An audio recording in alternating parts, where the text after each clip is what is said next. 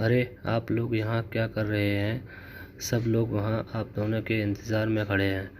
हमशा ने अपने भैया और होने वाली भाभी को एक कोने में खड़े देख कर पूछा। बस कुछ नहीं, ऐसे ही। हमशा की होने वाली भाभी बोली। पर भैया आप तो ऐसे छिपने वाले नहीं थे। हमशा ने हंसते हुए पूछा। काश हमशा तुम जान पाती कि मैं आज कितना उदास हूँ, मगर मैं चाहकर भी तुम्हें नहीं बता सकता। इतना सोचकर हमशा का भाई अख्तर लोगों के स्वागत के लिए दरवाजे पर आकर खड़ा हो गया। तभी अख्तर की नज़र सामने से आती निदा पर पड़ी, जो पहले कभी उसकी मंगेतर थी। वह उसे लाख भुलाने के बावजूद भी भूल नहीं पाया था। हेलो अंकल, कैसे हैं आप? निदा ने अख्तर के अब्बू से पूछा। बेटी मैं बिल्कुल ठीक हूँ, अख्तर के अब्बू ने प्यार से जवाब दिया। हेलो अख्तर, मंगनी मुबारक हो। और कितनी बार मंगनी करने की कसम खा रखी है? निदा ने सवाल दागा। यह तुम क्या कह रही हो? मैं तो कुछ नहीं जानता कि हमारी मंगनी क्यों टूटी। पता नहीं तुम्हारे घर वालों को मुझ में क्या बुराई नज़र आई, अख्तर ने जवाब दिया। बस मिस्टर अख्तर, आप जैसे लोग ही दुनिया को धोखा देते फिरते हैं और हमारे जैसे लोग धोखा खाते रहते हैं। इतना कहकर निदा गुस्से में वहाँ से चली गई। सामने स्टेज पर मंगनी की तैयारी पूरे ज़ोर शोर से हो रही थी। सब लोग एक दूसरे से बातें करते नज़र आ रहे थे। तभी निदा ने हमशा को देखा, जो उसी की तरफ दौड़ी चली आ रही थी। निदा, आप आ गई। मैं तो सोच रही थी कि आप उन लड़कियों जैसी होंगी जो मंगनी टूटने के बाद रिश्ता तोड़ लेती हैं। हमशा बोली। हमशा, मैं उनमें से नहीं हूँ। यह सब तो हालत की वजह से हुआ है। निदा उदास होकर बोली। क्या मैं जान सकती हूँ कि वह लड़की कौन है जो तुम लोगों को पसंद आई है? हाँ, क्यों नहीं। वह देखो सामने स्टेज की तरफ सुनहरे रंग का लहंगा पहने हुए खड़ी है। हमशा ने अपनी होने वाली भाभी की ओर इशारा करते हुए बताया। अच्छा, तो यही वह लड़की है जो तुम लोगों की अगली शिकार है, निदा ने कोसने वाले अंदाज में कहा। आप ऐसा क्यों कह रही हैं? इसमें भैया की कोई गलती नहीं है। वह तो आज भी नहीं जानते कि हम लोगों की तरफ से मंगनी तोड़ी गई है, हमशा ने धीमी आवाज़ में कहा। मगर तुम तो बता सकती थी ना, तुमने क्यों नहीं बताया? आखिर तुम भी तो इसी घर की हो।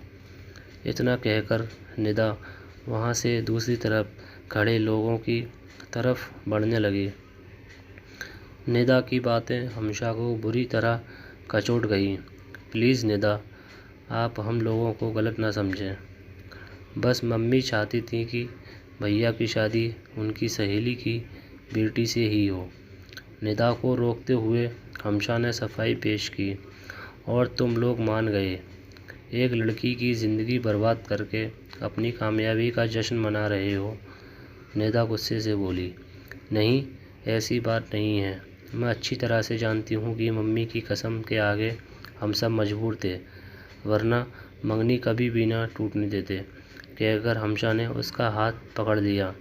देखो हमशा, अब पुरानी बातों को भूल जाओ, पर अफसोस तो उम्र भर रहेगा कि इंसानों की पहचान करना आजकल के लोग भूल चुके हैं। इतना कहकर निदा ने धीरे से अपना हाथ छुड़ाया और आगे बढ़ गई। निदा, इनसे मिलो, ये मेरी होने वाली बहू के मम्मी पापा हैं। यह इनकी छोटी बेटी है जो मेडिकल की पढ़ाई कर रही है। अख्तर की मम्मी ने निदा को अपने नए रिश्तेदारों से मिलवाया। निदा सोचने लगी कि लोग तो रिश्ता टूटने पर नफरत करते हैं, लेकिन मैं उनमें से नहीं हूँ। अमीरों के लिए दौलत ही सब कुछ है, मगर मैं दौलत की इज़्ज़त नहीं करती, बल्कि इंसानों की इज़्ज़त करना मुझे अपने घर वालों ने सिखाया है।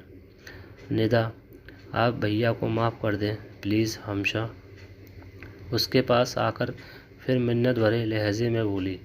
हमशा, कैसी बातें करती हो? अब जब मुझे पता चल गया कि इसमें तुम्हारे भैया की कोई गलती नहीं है, तो माफ़ी मांगने का सवाल ही नहीं उठता। निदा ने हंसकर उसके गाल पर एक हल्की सी चपत लगाई।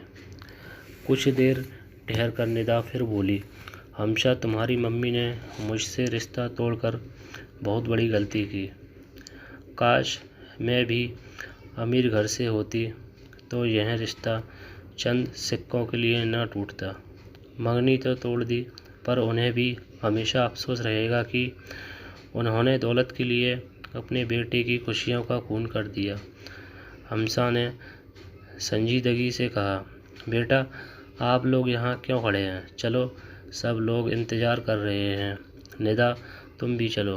अख्तर के अब्बू खुशी से चहकते हुए बोले, मुझे यहाँ इतना प्यार मिलता है, फिर भी दिल में एक टीस सी उठती है कि इन्होंने मुझे ठुकराया है। पर दिल में नफ़रत से कहीं ज़्यादा मोहब्बत का असर है, जो चाहकर भी नहीं मिटा सकती। निदा सोच रही थी, निदा, आपको बुरा नहीं लग रहा है कि भैया किसी और से शादी कर रहे हैं? हमशा ने मासूमियत से पूछा। नहीं हमशा, मुझे क्यों बुरा लगने लगा? अगर आदमी का दिल साफ और पाक हो तो वह एक अच्छा दोस्त भी तो बन सकता है ना।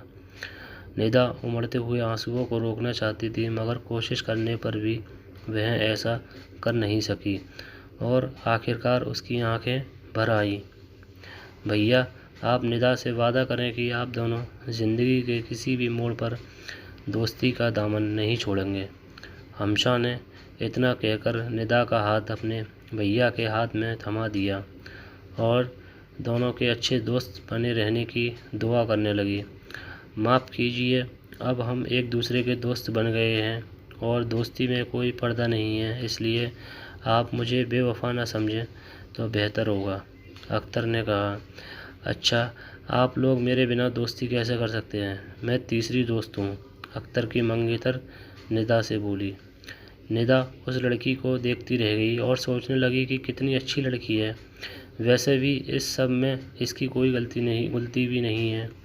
आंटी, मैं हमशा को अपने भाई के लिए मांग रही हूँ, प्लीज़ इनकार ना कीजिएगा। निदा ने कहा। तुम मुझको शर्मिंदा तो नहीं कर रही हो? अख्तर की अम्मी ने पलट कर पूछा। नहीं आंटी, मैं एक दोस्त होने के नाते अपने दोस्त की बहन को अपने भाई के लिए मांग रही हूँ। इतना कहकर निदा ने हमशा को गले से लगा लिया। निदा, आप हमसे बदला लेना चाहती है? आप भी मम्मी की तरह रिश्ता जोड़कर फिर तोड़ दीजिएगा, ताकि मैं भी दुनिया वालों की नज़र में बदनाम हो जाऊं। हमशा रोते हुए बोली, अरे पगली, मैं तो तेरे भैया की दोस्त हूँ। दुख और सुख में साथ देना दोस्तों का फ़र्ज़ होता है ना, कि उनसे बदला लेना। निदा ने कहा, नहीं, मुझे यह रिश्ता मंजूर नहीं है। अख्तर की अम्मी ने ज़िद्दी लहजे में कहा। तभी अख्तर के अब्बू आ गए। क्या बात है, किसका रिश्ता नहीं होने देंगी आप? उन्होंने पूछा। अंकल, मैं हमशा को अपने भाई के लिए मांग रही हूँ। तो देर किस बात की है, ले जाओ, तुम्हारी अमानत है, तुम्हें सौंप देता हूँ। निदा, आप सब भी सोच लें, मुझे बर्बाद होने से आप ही बचा सकती हैं। हमशा ने रोते हुए कहा। कैसी बहकी बहकी बातें कर रही हो? मैं तो तुम्हें दिल से कबूल कर रही हूँ, ज़बान से नहीं, जो बदल जाऊँगी। निदा खुशी से चहकी। हमशा, निदा ठीक कह रही है, तुम खुशी खुशी मान जाओ। यह कोई ज़रूरी नहीं कि हम लोगों ने उसके साथ गलत बर्ताव किया तो वह भी ऐसी ही गलती दोहराए। अख्तर हमशा को समझाते हुए कहने लगा, अगर वह भी हमारे जैसी बन जाएगी तब हम में और उसमें क्या फ़र्क रहेगा। इतना कहकर अख्तर ने हमशा को हाथ निदा के भाई के हाथों में दे दिया। निदा, हम यह नहीं जानते कि कौन बेवफा था, लेकिन इतना ज़रूर जानते हैं कि हम बेवफा ना थे। अख्तर नज़र झुकाए हुए बोला, भैया, आप बेवफा ना थे तो फिर कौन बेवफा था? हमशा शिकायती लहजे में बोली। उसकी नज़र जब अपने भैया पर पड़ी तो देखकर दंग रह गई। उसका भाई रो रहा था। भैया, मुझे माफ़ कर दीजिए, मैंने आपको गलत समझा। हमशा अख्तर के गले लगकर रोने लगी। सच है कि इंसान को हालात के आगे झुकना पड़ता है, अपनों के लिए बेवफा भी बनना पड़ता है। दोस्तों, आपको ये मेरी प्यारी सी स्टोरी कैसी लगी मुझे कमेंट करके ज़रूर बताएं, और मेरी वीडियो को ज़्यादा से ज़्यादा लाइक, शेयर एंड सब्सक्राइब भी करें मेरे चैनल को। धन्यवाद।